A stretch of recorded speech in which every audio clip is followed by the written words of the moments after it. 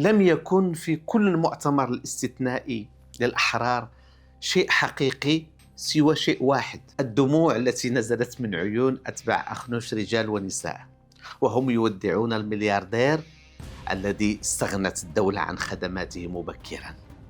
تحولت قاعة المؤتمر في جديدة إلى حسينية بكاء على نهاية مسيرة رجل المال والأعمال على رأس الحزب، رجل طبع المرحلة بطبعه وبأسلوبه. وأظن أن الدموع التي نزلت من عيون الأحرار والحرائر أي نساء الحزب، أظن أن هذه الدموع حقيقية فعلا وليست تمثيل. كل ما كان هناك كان ميزون سين، بأنه الحزب دار مؤتمر وبدل رئيس برئيس بمنتخب واحد إلى غير ذلك، إلا هذه لم يكن فيها شيء من التمثيل. فهذه الدموع أولا يعني مبررة عن الوضع الكارثي الذي وصلت إليه أوضاع الأحزاب والسياسة في البلد. حزب هو الأول ما قدرش ينظم مؤتمر طبيعي.